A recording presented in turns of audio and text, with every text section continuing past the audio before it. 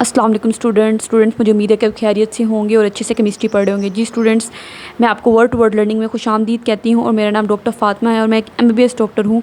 मैं आपको इंशाल्लाह आपसे केमिस्ट्री भी स्टार्ट करवाऊँगी। जी स्टूडेंट्स, केमिस्ट्री के लेक्चर नंबर 1 चैप्टर नंबर 1 का लेक्चर नंबर 1 हम स्टार्ट करते हैं। इसमें वो क्या कहते हैं, सबसे पहले matter in this world exist in 4 physical state. जी स्टूडेंट्स, आपको सबसे पहले आपको मैटर के बारे में पता होना चाहिए, मैटर क्या होता है। पहले मैं आपको पहला वाले पैराग्राफ को ओवरव्यू दे दूं, फिर हम इसको बुक से वर्ड टू वर्ड रीड करेंगे कि आपकी बुक वाला क्या कह रहा है। सबसे पहले वो कहता है कि मैटर क्या होता है। मैटर के बारे में आपको पता होना चाहिए। मैटर क्या है, कोई भी आपके इर्द गिर्द चीज़, एनीथिंग जिसने वॉल्यूम ऑक्यूपाई किया हुआ है, ठीक है, और जिसका कोई ना कोई मैस है, ठीक है। अगर आपको वॉल्यूम समझ नहीं आ रही तो ये समझ लें जिसने स्पेस घेरी हुई है। आपके इर्द गिर्द कोई भी चीज़ जिसने जगह घेरी हुई है और जिसका वज़न है उसको मैटर कहते हैं। मेरे हाथ में पकड़ा हुआ ये बोर्ड मार्कर, ये भी एक मैटर है। ये जो बोर्ड पड़ा हुआ है ये भी मैटर है। आपके हाथ में पकड़ी हुई पेंसिल भी एक मैटर है। मैटर कोई भी चीज़ जिसका वज़न है, देखें इसका भी वज़न है, इसका भी वज़न है, आपके हाथ में पकड़े हुए पेन का भी वज़न है, आप जिस कुर्सी पे बैठे हैं उस कुर्सी का भी वज़न है, ठीक है, और उसने जगह भी घेरी हुई है। ये तमाम चीज़ें मैटर में आती हैं। सही हो गया। अच्छा, अब वो कहते हैं कि मैटर जो होता है ना हमारे इर्द गिर्द, वो 4 स्टेट में होता है। या वो सॉलिड होता है मैटर, या वो लिक्विड होता है, या वो गैस होता है, या वो प्लाज्मा होता है। ठीक हो गया। अच्छा, सॉलिड क्या है, आपके ये 4 स्टेट से हमारे इर्द गिर्द मैटर की आपको मिलती हैं, ठीक है। मतलब आपके इर्द गिर्द मैटर से मुराद आपके इर्द गिर्द कोई भी चीज़ है ना, वो आपको या सॉलिड होगी, या वो लिक्विड होगी, या वो गैस होगी, या वो प्लाज्मा होगी। बस वो इन 4 सूरतों में पाई जाएगी, इसके अलावा कोई और सूरत नहीं है। सॉलिड आपकी कोई बुक हो गई जो आपने पकड़ी हुई है, ठीक है, आप जिस चेयर पर बैठे हुए हैं, ये सॉलिड है। लिक्विड क्या है, कोई भी पानी, ऑयल, दूध, ये सारी चीज़ें लिक्विड में आती हैं। गैस क्या है, परफ्यूम, आप परफ्यूम लगाते हैं ना तो ये गैस है, ठीक है। इसी तरीके से एयर हो गई, एयर भी हमारे पास क्या है, गैस है। स्टीम, आप वाटर को, मान लो पानी आपने रखा हुआ है, इस पानी को आप इवेपोरेट करते हैं, ठीक है, तो स्टीम बन जाती है, वो स्टीम भी गैस है। ठीक हो गया। तो ये सारी चीज़ें मैटर ही हैं, मैटर की डिफरेंट स्टेट्स हैं। ठीक हो गया। ये प्लाज्मा क्या है, आप ये जो सन है, सूरज, स्टार्स, ये सारे प्लाज्मा होते हैं। ठीक हो गया। अच्छा, अब हम ना इसको देख लेते हैं, बुक से देख लेते हैं। वो कहते हैं matter in the world exist in the 4 physical state. आपके इर्द गिर्द जो भी मैटर है वो 4 फिजिकल स्टेट में पाया जा रहा है। या तो वो गैस है, या वो लिक्विड है, या वो सॉलिड है, या वो प्लाज्मा है। इन 4 सूरतों के अलावा कोई और 5वीं सूरत मौजूद नहीं होती। अच्छा, अब वो कहते हैं इन चारों स्टेट्स में से सबसे पहले गैस की प्रॉपर्टीज़ को स्टडी किया गया था। क्यों? क्योंकि गैस ना बड़ी इंटरेस्टिंग चीज़ है। गैस बड़ी अजीब ही बिहेव करती है। कैसे? देखो, गैस के मॉलिक्यूल्स जो होते हैं ना, आप किसी भी कंटेनर में गैस डालोगे ना, मान लो एक कंटेनर है, इसमें मैंने गैस डाल दी, तो गैस के मॉलिक्यूल ने फ़ौरन इस सारे कंटेनर में पूरी जगह फैल जाना है।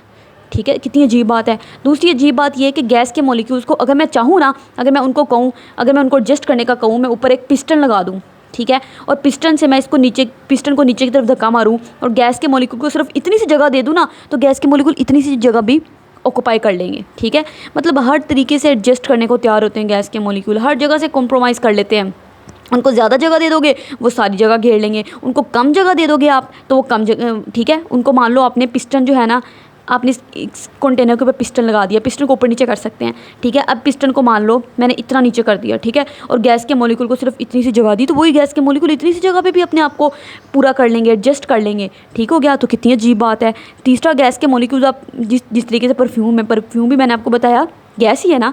आप कमरे में परफ्यूम को स्प्रे करें, या आपका फ़ोन पर पूरा कमरा है, या जिस कमरे में अभी आप बैठे हुए हैं, ठीक है, इस कमरे में आप परफ्यूम को एक जगह हल्का सा स्प्रे कर दें तो उसके मॉलिक्यूल परफ्यूम के पूरे कमरे में फैल जाएंगे और पूरे कमरे में वो खुशबू फैल जाएगी। ठीक है, तो वो परफ्यूम के अंदर भी तो गैस, वो भी तो गैस के मॉलिक्यूल्स हैं। तो इस तरीके से जितनी जगह दोगे गैस के मॉलिक्यूल्स को, उतनी जगह वो ऑक्यूपाई कर लेंगे। तो कितनी अजीब बात है। तो ये चीज़ साइंटिस्ट को बड़ी ना अजीब लगी, तो साइंटिस्ट ने इसलिए सबसे पहले गैसेस के बिहेवियर को स्टडी करने को ज़रूरी समझा। जी स्टूडेंट्स, इसमें भी ये लिखा हुआ है कि उन्होंने आउट ऑफ दीज 4 स्टेट, इन चारों स्टेट में से सबसे पहले साइंटिस्ट ने गैस की प्रॉपर्टीज़ को स्टडी किया। ठीक है, क्यों स्टडी किया? क्योंकि उन्हें गैस का बिहेवियर बड़ा अजीब लगा। कैसे अजीब लगा, मैंने अभी आपको बता दिया।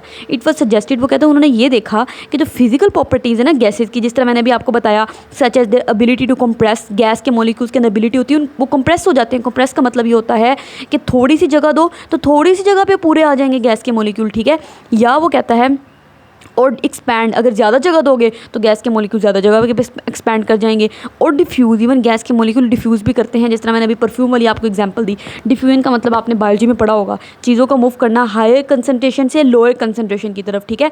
परफ्यूम वाली एग्जाम्पल भी उसी कैटेगरी में आती है। देखो ये पूरा कमरा था, मान लो मैंने यहाँ पर परफ्यूम की, सही हो गया, मैंने यहाँ पे परफ्यूम की, तो यहाँ पे मैंने परफ्यूम का स्प्रे किया, तो यहाँ पे मॉलिक्यूल की कंसनट्रेशन ज़्यादा थी, ठीक हो गया, और बाकी हर जगह मॉलिक्यूल्स की कंसनट्रेशन लो है। तो डिफ्यूजन में क्या होता है, चीज़ें हाई मॉलिक्यूल से हाई कंसनट्रेशन से लोअर कंसनट्रेशन की तरफ जाती हैं, तो ये सारे मॉलिक्यूल यहाँ से फैल जाके पूरे कमरे में फैलना शुरू कर देंगे इस तरीके से, ठीक।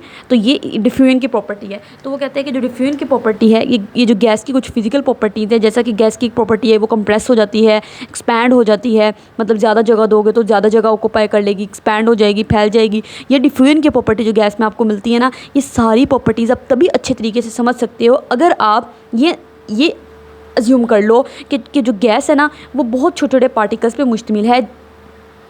अगर आप ये अज्यूम कर लो कि गैस जो है वो बहुत छोटे छोटे पार्टिकल्स पे मुश्तमिल होती है, ठीक हो गया, ये देखें छोटे छोटे पार्टिकल्स पे मुश्तमिल है गैस, ठीक। इन पार्टिकल्स को एटम्स या मॉलिक्यूल्स कहते हैं।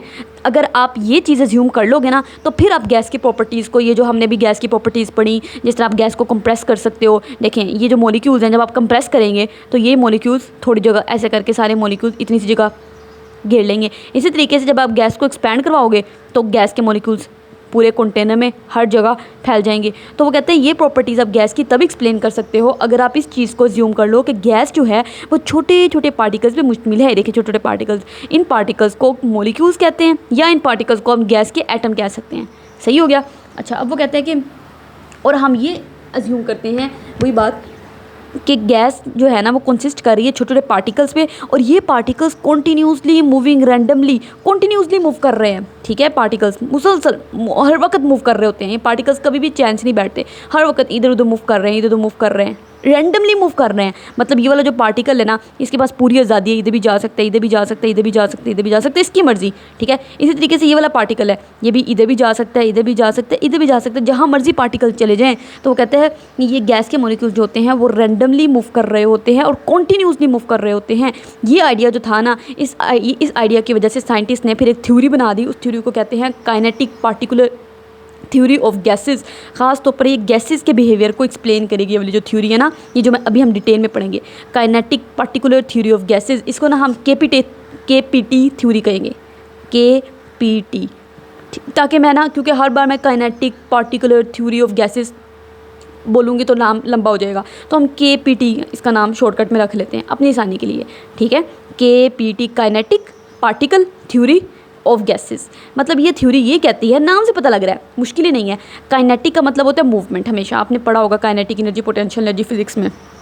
काइनेटिक एनर्जी वो एनर्जी होती है जो मॉलिक्यूल्स के पास मूवमेंट की वजह से होती है। जब भी मॉलिक्यूल्स मूव कर रहे होते हैं ना, जिस तरह ये कोई भी मॉलिक्यूल है, मान लो मूव कर रहा है, तो इसकी जो एनर्जी हो गया, हम इसको कहेंगे काइनेटिक एनर्जी इसके पास। पार्टिकल्स की वो कहता है कि गैसेस, केपीटी थ्योरी नाम से हमें पता लग रहा है कि ये देखें kinetic particle theory of gases ये कहती है कि जो गैस के पार्टिकल्स होते हैं ना, वो हमेशा मूव कर रहे होते हैं। काइनेटिक एनर्जी उनके पास हमेशा होती है, वो हमेशा मूव कर रहे होते हैं। वही बात जो उन्होंने बताई कि गैस के जो मॉलिक्यूल्स होते हैं, जो पार्टिकल्स होते हैं, वो continuous state of random motion में होते हैं। मतलब ये गैस का मॉलिक्यूल है, कभी आराम से नहीं बैठेंगे, कभी आप इनको आराम से बैठा हुआ नहीं देखेंगे, हमेशा मूव कर रहा है, हमेशा मूवमेंट इनके अंदर चल रही होती है, ठीक हो गया। अब आगे हम जाके पढ़ेंगे कि गैस के मॉलिक्यूल्स जो होते हैं, जो गैस के पार्टिकल्स होते हैं, इनके पास 3 तरह की मूवमेंट होती है, 3 टाइप्स ऑफ मूवमेंट होती है, ठीक है। ये इंपॉर्टेंट बात है, इसमें लिखी हुई है आपकी बुक में कौन कौन सी मूवमेंट होती है, इसको याद करना है आपने। टीवी, ठीक है, टीवी होता है ना, आरटीवी से आपने इसको याद कर लेना है कौन कौन, ताकि याद रहे आपको। आर से मुराद है रोटेशनल मूवमेंट, टी से है ट्रांसलेशनल मूवमेंट, वी से है वाइब्रेशनल मूवमेंट, ठीक है। 3 तरह की मूवमेंट्स होती हैं जो इन गैस के पार्टिकल्स के पास होती हैं। मतलब ये गैस का जो पार्टिकल है ना, ये रोटेशनल मूवमेंट कर रहा है। रोटेशनल का मतलब है घूमना, जिस तरह लट्टू नहीं घूम रहा होता उस तरह घूमता रहता है गैस का पार्टिकल।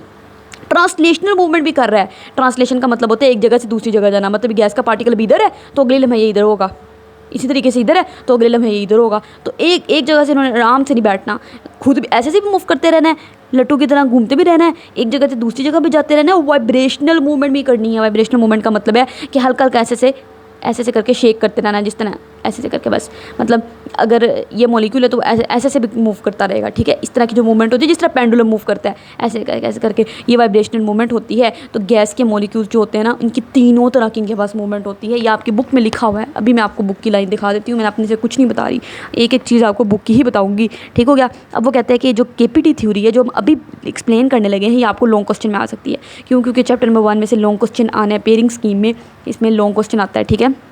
तो आपसे KPT थ्योरी लॉन्ग में पूछ सकते हैं। तो KPT थ्योरी क्या कहती है? Not only explains all the laws which govern the behaviour of gases. वो कहते हैं KPT थ्योरी जो है ना, इस थ्योरी ने वो तमाम जो गैसेज के बिहेवियर को एक्सप्लेन करते हैं ना लाज, वो सारे लाज भी इस KPT थ्योरी ने एक्सप्लेन करने हैं। जिस तरह के आगे हम जाके पढ़ेंगे कौन कौन से लाज होते हैं, बॉयल्स लॉ होता है, चार्ल्स लॉ होता है, एवोगैड्रो लॉ होता है। ये सारे लाज जो होते हैं ना गैसेस के बिहेवियर के लिए हैं कि गैसेस कैसे बिहेव करती हैं। तो KPT थ्योरी जो होती है वो भी इन सारे ये जो गैसेस के सारे लाज है ना उनको एक्सप्लेन कर रही होती है। तो इतनी अच्छी है थ्योरी, सही हो गया। इसके अलावा वो कहता है कि KPT थ्योरी में और क्या बताती है, number 2, it also explain the composition of liquid and solid state of matter. इसने हमें ये भी बताना है कि कोई भी अगर लिक्विड स्टेट है मैटर की और सॉलिड स्टेट ऑफ मैटर क्यों है, मतलब एक लिक्विड है तो लिक्विड क्यों है, वो सॉलिड है तो वो सॉलिड क्यों है। कभी आपके जहन में क्वेश्चन नहीं आया बैठे बैठे कि अगर ये बोर्ड है तो ये सॉलिड क्यों है, अगर पानी है तो पानी लिक्विड क्यों है? ये कुछ भी नहीं है, सिर्फ पार्टिकल्स की अरेंजमेंट का फ़र्क होता है, ठीक हो गया। ये कहानी बहुत सादा है, बस इसमें ये है कि पार्टिकल्स की अरेंजमेंट का डिफरेंस है, ठीक हो गया। जिस तरह कि अगर हम देखें ना, तो अगर मैं मान लूँ ये, अगर मैं आपको बना के दिखाऊँ ये सॉलिड का कंटेनर, ये लिक्विड है और ये गैस है, तो इन तीनों में सिर्फ फ़र्क ये है कि सॉलिड में जो पार्टिकल्स हैं ना वो एक दूसरे के बहुत करीब करीब पड़े हुए हैं, टाइटली पैक्ड हैं।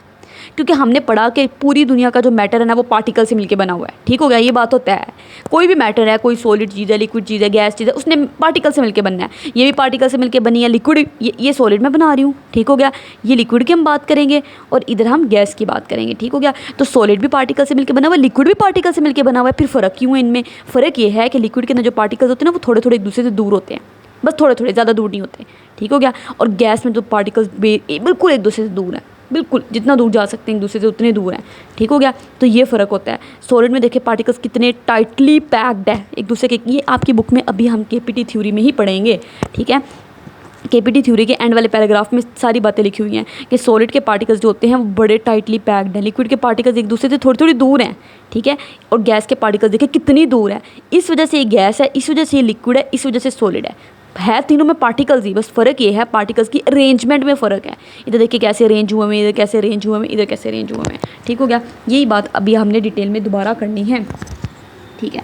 अच्छा, वो कहते हैं कि ये वो बात कह रहा है कि KPT थ्योरी में आपको ये भी पता लगेगा को कोई चीज़ लिक्विड है तो लिक्विड क्यों है, सॉलिड है तो वो सॉलिड क्यों है, and inter conversion of all 3 states. और ये तीनों स्टेट्स इंटर कन्वर्टेड होती रहती हैं, मतलब सॉलिड लिक्विड में कन्वर्ट हो सकती है, लिक्विड गैस में कन्वर्ट हो सकती है। देखो फ़र्क किस चीज़ का है, बस पार्टिकल्स की अरेंजमेंट का फ़र्क है। जिस तरह के एग्जाम्पल मैं आपको दूँ, बर्फ़ है, बर्फ़ सॉलिड है ना, तो बर्फ़ को आप हीट एनर्जी दे दो तो वो लिक्विड में कन्वर्ट हो जाती है, पानी बन जाती है। उसको मज़ीद हीट एनर्जी दे दो तो उसने मज़ीद स्टीम में कन्वर्ट हो जाना है ना। तो इस तरीके से ये इंटर कन्वर्जन है, एक स्टेट दूसरी स्टेट में कन्वर्ट हो रही है, ठीक हो गया। वो कहते हैं ये नेचुरल चीज़ है, क्यों? क्योंकि तीनों फिजिकल स्टेट्स जो होती हैं तीनों physical state are distinct in their physical properties. तीनों की फिजिकल प्रॉपर्टीज़ मुख्तलिफ हैं। सॉलिड की फिजिकल प्रॉपर्टी और है, लिक्विड की और है, गैस की और है। आइस, जो मैंने भी आपको बर्फ़ की एग्जाम्पल दी, बर्फ़ की फिजिकल प्रॉपर्टीज़ और हैं, ठीक है। लिक्विड की फिजिकल प्रॉपर्टी, पानी की फिजिकल प्रॉपर्टीज़ और हैं। और अगर गैस या स्टीम की बात करूँ तो उसकी फिजिकल प्रॉपर्टी और है, ठीक है। वो कहते हैं जबकि केमिकल नेचर सेम है, तीनों की केमिकल नेचर, तीनों H2O हैं। जिस तरह मैं अभी आपको एग्जांपल दी आइस की, ठीक है। आइस, बर्फ़ क्या है, सॉलिड होती है। इसी तरीके से पानी लिक्विड है, सही है ना। और इसी तरीके से अगर मैं पानी को मज़ीद हीट कर दूँ लिक्विड को, ठीक है, तो ये गैस बन जाएगा, स्टीम बन जाएगा, ये स्टीम बन गया, ठीक है। तो ये स्टीम, तो ये तीनों 3 डिफरेंट फिजिकल स्टेट्स हैं। ये सॉलिड है, ये लिक्विड है, ये वाटर, ठीक है। आपको पता है 3 डिफरेंट फिजिकल स्टेट हैं, आइस सॉलिड है, वाटर लिक्विड है, स्टीम गैस है ना। लेकिन इधर भी फार्मूला देखें तो H2O है। केमिकल प्रॉपर्टीज़ तीनों की सेम है, ठीक है। केमिकल फार्मूला सेम है, इधर भी H2O है, इधर भी H2O है। तो फिर ये तीनों एक दूसरे से मुख्तलिफ क्यों है? क्योंकि इनके अंदर पार्टिकल्स की अरेंजमेंट डिफरेंट होती है। बर्फ़ में देखें ना तो बर्फ़ में पार्टिकल्स, चूँकि बर्फ़ सॉलिड है तो सॉलिड में पार्टिकल्स इस तरह अरेंज हुए होंगे, तो बर्फ़ में इस तरह पार्टिकल्स अरेंज हुए होते हैं। ये अगर आप वाटर को देखो ना तो वाटर चूँकि लिक्विड है तो लिक्विड में पार्टिकल्स किस तरह अरेंजमेंट होगी। इसी तरीके से अगर गैस देख लो जो कि स्टीम है, ठीक है। उसमें पार्टिकल्स इस तरह करके अरेंज होंगे, लेकिन पानी है तीनों में पानी के मॉलिक्यूल्स ही, पार्टिकल्स तीनों में पानी के हैं, फॉर्मूला तीनों का H2O ही है। वही बात उसने यहाँ पे की हुई है आपकी बुक में। वो कहते हैं कि water in all it's 3 physical state remain chemically the same compound. वो कहता है वाटर जो है ना तीनों फिजिकल स्टेट में, आइस है, वाटर है, स्टीम है, वो केमिकली सेम कंपाउंड है, केमिकली वो H2O ही है, ठीक है। बस फ़र्क वही अरेंजमेंट ऑफ पार्टिकल का फ़र्क है। अच्छा, अब केपीटी थ्योरी और क्या कहती है? केपीटी थ्योरी ये कहती है कि गैसेज आर कंपोज्ड ऑफ, यहाँ से सही केपीटी थ्योरी स्टार्ट हो रही है, ठीक है। केपीटी थ्योरी के जो इंपॉर्टेंट पॉइंट्स हैं ना, वो खास तौर पर आपने ये पैराग्राफ अच्छे से याद करना है, ठीक है। अगर वो पेपर में पूछ लेते हैं केपीटी थ्योरी क्या कहती है, उसके क्या पोस्टुलेट्स हैं, उसके क्या पॉइंट्स हैं इंपॉर्टेंट, तो आपने यहाँ से लेकर ये आगे सारा लिखना है, ठीक है। अब केपीटी थ्योरी के मुताबिक, केपीटी मतलब समझ आ रही है ना आपको, काइनेटिक पार्टिकुलर थ्योरी, वो कहता है कि गैसेस जो होती हैं वो पार्टिकल्स पे कंसिस्ट होती हैं, वो ठीक है। मैंने अभी आपको बताया कि जो कोई भी गैस है वो छोटे छोटे पार्टिकल्स पे मुश्तमिल है। वो पार्टिकल्स को मॉलिक्यूल्स कह लो, एटम कह लो, आपकी मर्ज़ी है। और वो पार्टिकल्स जो हैं वो continue state of random motion, वही बात उसने दोबारा कह दी जो बात उसने ऊपर की थी, ठीक है। ऊपर भी उसने ये बात की थी, continue state of random motion. इधर भी वही कह रहा है कि वो जो गैस के पार्टिकल्स है ना, ये ना केपीटी थ्योरी खासतौर पर गैसेस के लिए है, केपीटी थ्योरी, ठीक है। वो कहते हैं कि पार्टिकल्स जो है ना वो continue state of random motion, continue state of motion में होते हैं। पार्टिकल कभी भी आराम से नहीं बैठते, हमेशा मूव करते रहेंगे। मैंने भी आपको बताया तीनों तरह की मूवमेंट उनमें होती हैं, वही ट्रांसलेशनल, वाइब्रेशनल, तीनों तरह की मूवमेंट पार्टिकल्स शो कर रहे होते हैं। ये देखें, ये वो कहते हैं गैस के जो पार्टिकल्स हैं, गैस के पार्टिकल्स हैं वो कॉन्टीन्यू स्टेट ऑफ मोशन। ये गैस का पार्टिकल कभी इधर जा रहा है, कभी इधर जा रहा है, कभी इधर जा रहा है, कभी इधर, कभी इधर, कभी इधर, हमेशा मूव करते रहेंगे, ठीक हो गया। ये बात उसने लिखी हुई है। वो कहते हैं कि in all the possible direction, जो जो डायरेक्शन पॉसिबल होगी उसमें उन पार्टिकल्स ने मूव करते रहना है। अच्छा, अब यहाँ पे उसने दो तीन इंपॉर्टेंट बातें की हैं, वो मैं आपको पहले बोर्ड पे समझा दूँ, फिर आपको ये पैराग्राफ बहुत अच्छे से समझ आएगा। जी स्टूडेंट, अगले पैराग्राफ में वो ये कहता है, प्रेशर ऑफ गैस के बारे में वो बात कर रहे हैं। हम ना गैस के प्रेशर के बारे में बात कर लेते हैं कि गैस का प्रेशर क्या होता है, ठीक है। अब ना देखें, एक कंटेनर है, मान लो इस कंटेनर के अंदर पार्टिकल्स, ये गैस के सारे, हमने पढ़ा all gases are composed of particles, वही बात, तो ये पार्टिकल्स है गैस के। अब ये जो गैस के पार्टिकल्स होते हैं ना, ये आपस में भी एक दूसरे के साथ टकराते रहते हैं और इस कंटेनर की वॉल के साथ भी टकराते रहते हैं। जिस तरह ये गैस का मॉलिक्यूल इसके साथ भी टकराएगा और ये गैस का मॉलिक्यूल इस कंटेनर के साथ जाके भी टकराएगा, कंटेनर की वॉल के साथ जाके भी टकराएगा, ठीक है। इसी तरीके से इस गैस के मॉलिक्यूल ने भी इसके साथ भी टकराना है, इसके साथ भी टकराना है, और ये गैस का मॉलिक्यूल जाके वॉल ऑफ कंटेनर के साथ भी टकराएगा। अब प्रेशर क्या होता है, जब ये गैस का मॉलिक्यूल ये वाला मॉलिक्यूल है, ठीक है।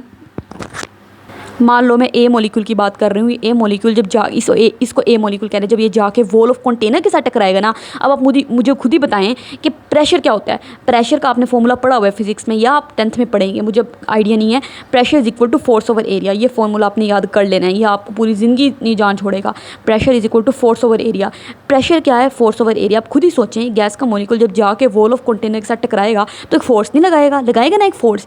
आप भी इसी तरीके से, अगर आप अपने आप की एग्जाम्पल ले लें, अगर आप जाके दीवार के साथ टकराते हैं तो आपकी वजह से एक फोर्स लगेगी दीवार के ऊपर, ठीक है। इसी तरीके से जब ये मॉलिक्यूल जाके दीवार के साथ टकराएगा, कोलाइड करेगा, स्ट्राइक करेगा, तो ये फोर्स एक्सर्ट करेगा इसके ऊपर। मान लो ये फोर्स F है, ठीक है। और ये वाला आपको कंटेनर का एरिया भी नज़र आ रहा है, इतना सा कंटेनर का एरिया है, तो ये एरिया हो गया। तो फोर्स ओवर एरिया ही प्रेशर है। तो इस तरीके से इसको प्रेशर कहते हैं। तो प्रेशर क्या है?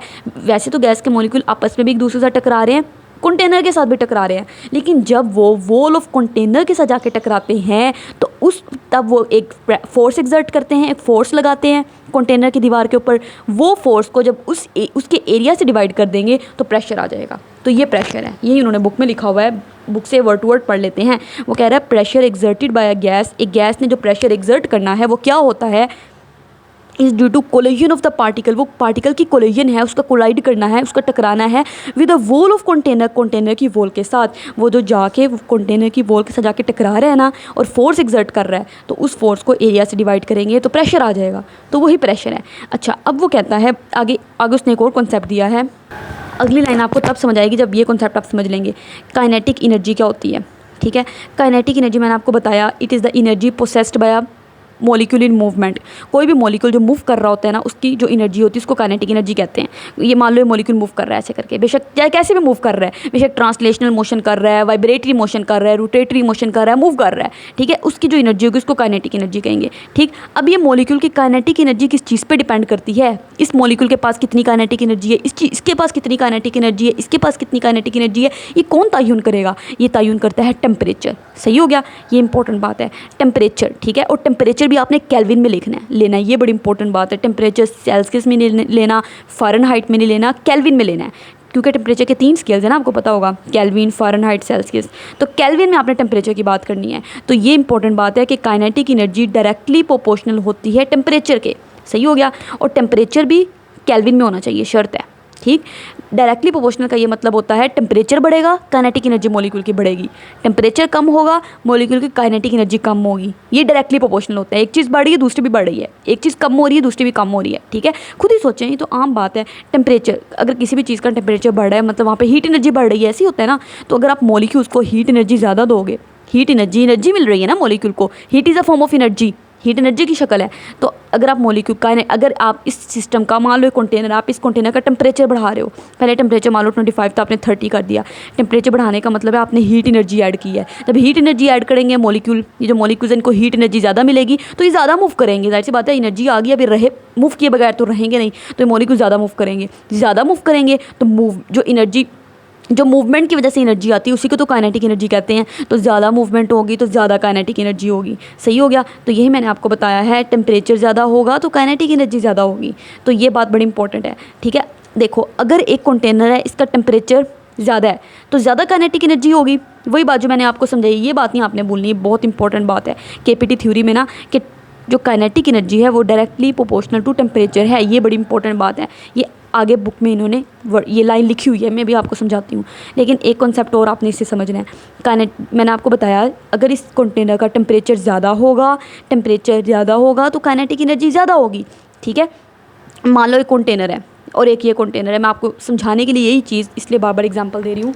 इस कंटेनर का टेम्परेचर 25 डिग्री सेल्सियस है, इसका टेम्परेचर 30 डिग्री सेल्सियस है। तो यहाँ की खुद ही मुझे आप बताएं सोच के कि ये इस कंटेनर के मॉलिक्यूल्स की काइनेटिक एनर्जी ज़्यादा होगी या इस कंटेनर के मॉलिक्यूल्स की काइनेटिक एनर्जी ज़्यादा होगी। जाहिर सी बात है, यहाँ का टेम्परेचर ज़्यादा है, ज़्यादा टेम्परेचर होगा, ज़्यादा हीट एनर्जी होगी, ज़्यादा एनर्जी होगी तो मॉलिक्यूल ज़्यादा मूव करेंगे तो काइनेटिक एनर्जी भी ज़्यादा होगी। काइनेटिक एनर्जी यही होती है, मूव करना। सही हो गया, तो ये मॉलिक्यूल्स की काइनेटिक एनर्जी इस वाले कंटेनर की ज़्यादा होगी। ठीक हो गया। अच्छा, अब इस वाले कंटेनर के मॉलिक्यूल्स की काइनेटिक एनर्जी ज़्यादा होगी तो ये ज़्यादा एनर्जी है। जब आपके पास ज़्यादा एनर्जी होती है ना तो आप इधर उधर उछल रहे हो, कभी इधर जा रहे हो, इसी तरीके से मॉलिक्यूल के पास भी एनर्जी ज़्यादा है तो ज़्यादा फोर्स के साथ ये जाके टकराएगा।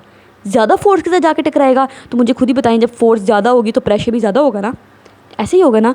तो इसलिए वो कहता है कि अगर एक कंटेनर है, उस कंटेनर का टेम्परेचर कांस्टेंट है, टेम्परेचर कांस्टेंट होगा। ठीक है, बताएं टेम्परेचर, खुद ही मुझे बताएं, टेम्परेचर कांस्टेंट होगा, काइनेटिक एनर्जी कांस्टेंट होगी। जब एनर्जी कांस्टेंट का मतलब है सेम, बदल नहीं रही, ज़्यादा नहीं हो रही, कम नहीं हो रही, सेम। ठीक है, अगर टेम्परेचर उतना ही है उस कंटेनर का, वो आप बदल नहीं रहे, तो काइनेटिक एनर्जी भी वहाँ की कांस्टेंट होगी, सेम होगी। जब काइनेटिक एनर्जी कांस्टेंट होगी ना तो वो मॉलिक्यूल एक एनर्जी है उसके पास। ठीक है, तो एक एनर्जी के साथ बार बार जाके टकराएगा। एक एनर्जी है बेचारे के पास, इस मॉलिक्यूल के पास मान लो इसके पास भी वही एनर्जी है, इसके पास भी वही एनर्जी है, तो एक एनर्जी के साथ वो हर बार जाके टकराएगा। जब भी वो जाके टकराएगा एक एनर्जी के साथ टकराएगा।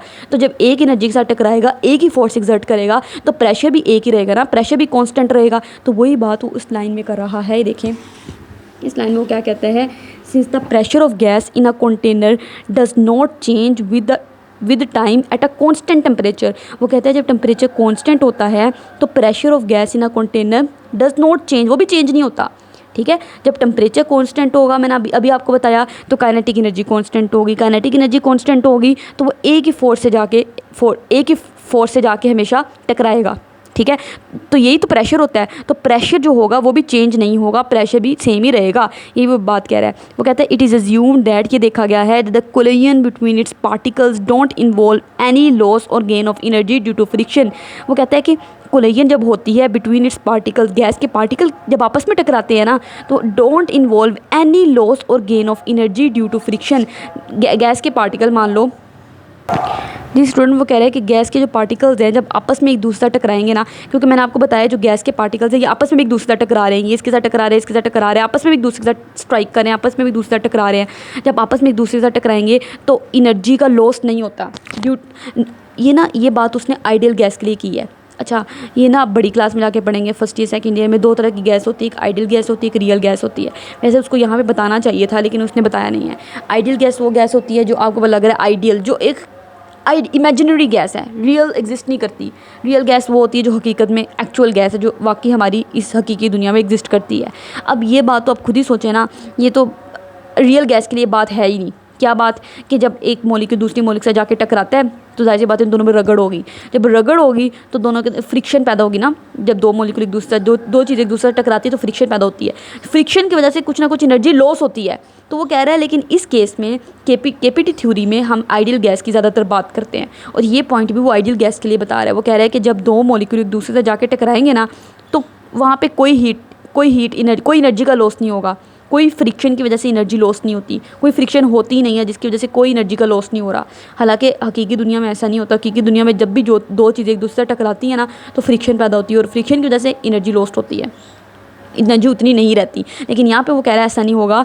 एक मॉलिक्यूल अगर दूसरे मॉलिक्यूल से जाके टकराया है और ये मॉलिक्यूल अगर इसकी स्पीड कम हो गई है इसके साथ टकराने की वजह से, तो इसके साथ जब वो टकराया है तो इसकी तो स्पीड ज़्यादा हो गई है ना, तो इसकी स्पीड अगर कम हो गई है तो इसकी भी तो स्पीड ज़्यादा हो गई है ना। तो ओवरऑल एनर्जी वो कहता है सेम ही रहती है, ओवरऑल एनर्जी कांस्टेंट रहती है, ओवरऑल एनर्जी सेम रहती है, ना कम होती है ना ज़्यादा होती है।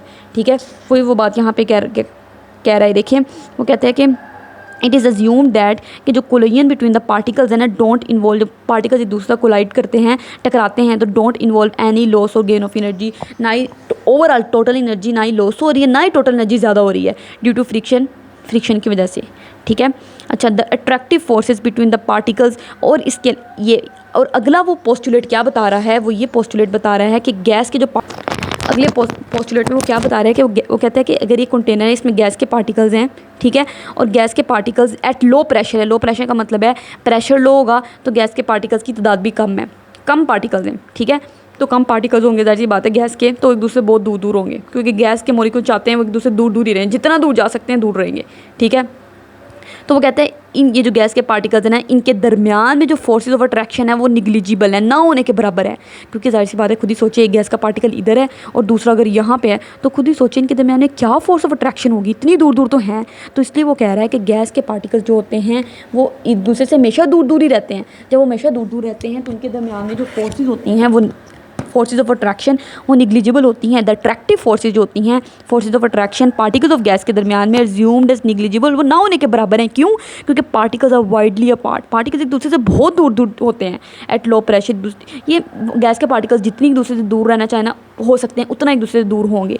और अगली लाइन मैंने आपको भी समझाई है डिटेल में, एवरेज काइनेटिक एनर्जी जो पार्टिकल की एक कोई भी पार्टिकल जो घूम रहा है उसकी जो काइनेटिक एनर्जी है, एवरेज काइनेटिक एनर्जी, वो directly proportional to the temperature, वो टेम्परेचर की डायरेक्टली प्रोपोर्शनल है। वही बात, कोई भी पार्टिकल अगर घूम रहा है इस पार्टिकल की कितनी काइनेटिक एनर्जी है, क्योंकि जाहिर सी बात है अगर ये मूव कर रहा है तो उसके पास काइनेटिक एनर्जी होगी, तभी तो ये मूव कर रहा है। कितनी काइनेटिक एनर्जी है, ठीक है, वो मैं देखूंगी उसके टेम्परेचर से, जितना टेम्परेचर होगा उतनी उसकी काइनेटिक एनर्जी होगी। और टेम्परेचर भी केल्विन स्केल में आपने मेजर करना है। वही बात उसने की है, वो जो kinetic energy average kinetic energy की पार्टिकल की वो डायरेक्टली प्रोपोर्शनल होती है टेम्परेचर की, और टेम्परेचर आपने केल्विन स्केल पे मेजर करना है। ठीक है, उसके बाद वो कहता है कि average kinetic energy is same for all the gases at the same temperature. वो कहते हैं ऑल गैसेज, जो मर्जी आप गैस ले लो, मान लो ये कंटेनर है इसमें ऑक्सीजन गैस है, ये कंटेनर है इसमें नाइट्रोजन गैस है, ये कंटेनर है इसमें हाइड्रोजन गैस है, ये 3 डिफरेंट गैसेज हैं।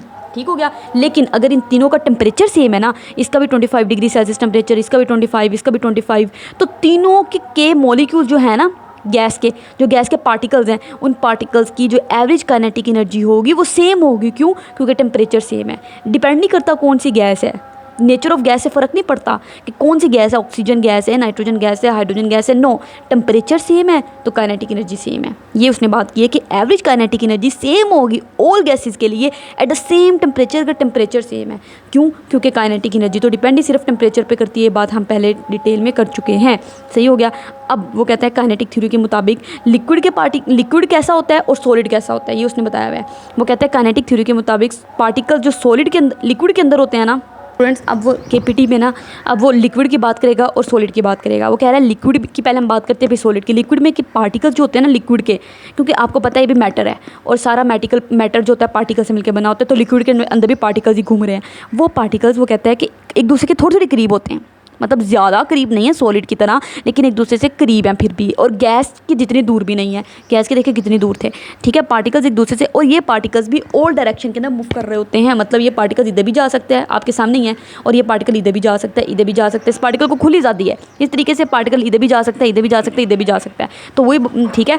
और ये पार्टिकल्स आपने याद रखना, लिक्विड के पार्टिकल्स भी जो होते हैं उनकी वो तीनों तरह की मूवमेंट शो कर रहे होते हैं। RTV वाली मूवमेंट जो हमने गैस के लिए पढ़ी थी, मैंने आपको बताया था ना कि गैस के मॉलिक्यूल 3 तरह की मूवमेंट शो करते हैं, RTV, रोटेशनल, ट्रांसलेशनल, वाइब्रेशन। तो लिक्विड के मॉलिक्यूल्स भी क्योंकि इधर बैठा हुआ है, जगह भी है, तो घूम भी लेगा। ट्रांसलेशनल मूवमेंट ये एक जगह से दूसरी जगह भी जा सकता है, वाइब्रेशन तो कर ही सकता है, ठीक है। लेकिन सॉलिड के पार्टिकल्स जो होते हैं वो खुद ही आपके सामने है, एक जगह से दूसरी जगह जा ही नहीं सकते क्योंकि जगह ही नहीं है, तो इनकी ट्रांसलेशनल मोशन तो होने वाली नहीं है, ठीक है। और वाइब्रेशनल मोशन सिर्फ ये करेंगे, बस ओनली वाइब्रेशनल मोशन करते हैं। और रोटेशनल ये घूम भी नहीं सकते। आपको लगता है ये मॉलिक्यूल इधर बैठा घूम सकता होगा? नहीं, जगह ही नहीं है, सही हो गया।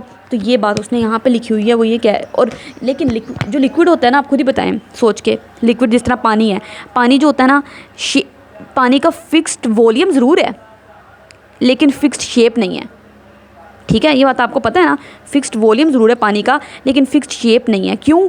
क्योंकि वॉल्यूम मतलब 1 लीटर अगर पानी है तो वो 1 लीटर ही रहेगा। मैं उसको बेशक बकेट में डाल दूँ, एक बड़ी बाल्टी में या एक गिलास में डाल दूँ, उसने 1 लीटर ही रहना है, ठीक है। लेकिन शेप उसकी फ़िक्स नहीं रहती, क्योंकि बाल्टी में डालूंगी तो बाल्टी वाली शेप ले लेगा, एक छोटे से गिलास में डालूंगी, लंबे से गिलास में डालूंगी तो वो लंबी उस तरह की शेप ले लेगा। तो शेप उसकी फ़िक्स नहीं है लेकिन उसका वॉल्यूम फ़िक्स है, सही हो गया।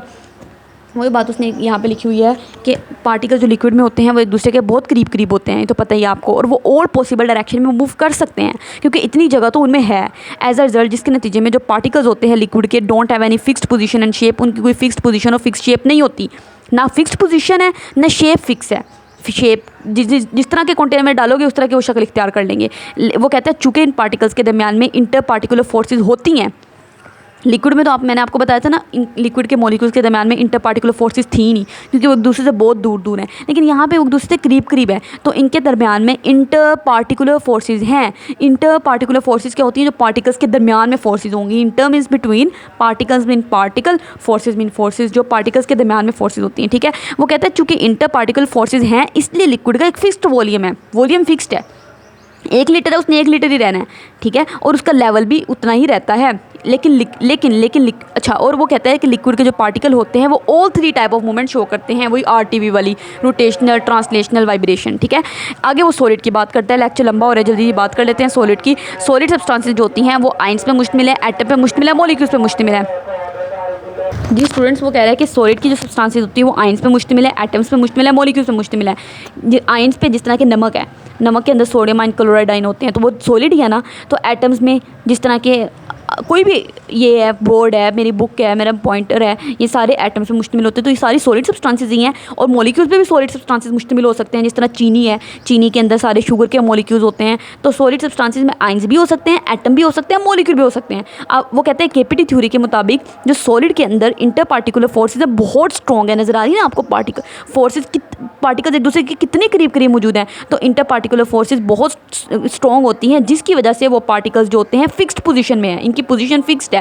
जाहिर सी बात है, अगर ये मेरा बोर्ड मार्कर है तो बोर्ड मार्कर भी पार्टिकल्स पे मुश्तमिल है, सॉरी बोर्ड है या ये बोर्ड मार्कर कह लें, पार्टिकल में मुश्तमिल है, तो वो पार्टिकल्स एक दूसरे से इतने टाइटली पैक्ड है ना वो पार्टिकल्स कि वो हिल नहीं सकते, जिसकी वजह से इसकी शेप भी फिक्स्ड है और इसका वॉल्यूम भी फिक्स है, ठीक है। इसका इतना ही वॉल्यूम रहना है, पानी की तरह नहीं होना कि, ठीक है, इसका सॉरी पानी का भी वॉल्यूम फिक्स्ड रहता है, लेकिन गैसेस की तरह नहीं होगा कि जितना मर्जी वॉल्यूम ज़्यादा हो जाए कम हो जाए, वॉल्यूम इसका इतना ही रहना है, ठीक हो गया। वॉल्यूम जो उसने स्पेस ऑक्यूपाई की है, और शेप भी इसकी फिक्स है, देखें शेप भी इसने नहीं बदलनी, ठीक है। क्यों ये सारा क्यों हो रहा है? क्योंकि पार्टिकल्स एक दूसरे से के साथ टाइटली पैक्ड हैं, इसलिए ये सारा कुछ हो पा रहा है। वो कहते हैं पार्टिकल्स की, सॉलिड के पार्टिकल्स की सिर्फ वाइब्रेशनल मोशन होती है। इंपॉर्टेंट MCQ आ सकता है।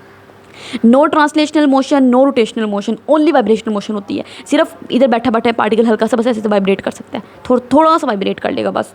अच्छा, ये इनरिस्ट्रिक्टेड मूवमेंट की वजह से ही सॉलिड की जो सब्सटेंसेस होती हैं उनकी फिक्स्ड शेप होती है, फिक्स्ड वॉल्यूम होता है, वॉल्यूम भी फिक्स्ड है। देखिए इतनी स्पेस इसने ऑक्यूपाई करनी है, और शेप भी इसकी फिक्स्ड है। क्यों? क्योंकि इसके अंदर जो पार्टिकल्स होंगे वो टाइटली पैक्ड होंगे, वो एक दूसरे से बहुत स्ट्रॉन्गली, उनकी पार्टिकुलर फोर्सेज ऑफ अट्रैक्शन बहुत स्ट्रॉन्ग होंगी, इसलिए ऐसा चल रहा है। और वही जो बात मैंने आपको बताई थी वो साइड बॉक्स में लिखी हुई है कि जो मॉलिक्यूल गैस और लिक्विड के अंदर होते हैं उन्होंने तीनों तरह की मूवमेंट दिखानी है, RTV, रोटेशनल, ट्रांसलेशनल, वाइब्रेशन। ठीक हो गया? इस तरह ही हमने डिटेल में पढ़ लिया। मैं बहुत से बहुत से स्टूडेंट्स कहते हैं आपके लेक्चर लंबे हो गए हैं। एक्चुअली एक ही कॉन्सेप्ट समझाने में ऑब्वियसली टाइम लगता है, जिसकी वजह से लेक्चर लंबा हो जाता है। ठीक हो गया? आगे हम इंशाल्लाह डिटेल में फिर अगला स्टार्ट करते हैं। मेरा ख्याल था कि इंटरनल एनर्जी भी पढ़ा दी थी, लेकिन लेक्चर चूँकि पहले लंबा हो चुका है, तो फिर अगले लेक्चर में इंशाल्लाह बाकी पढ़ेंगे इंशाल्लाह। काइंडली आप हमारे चैनल को सब्सक्राइब कर दें, अपने फ्रेंड के साथ शेयर करें, लाइक करें। अल्लाह हाफ़िज़।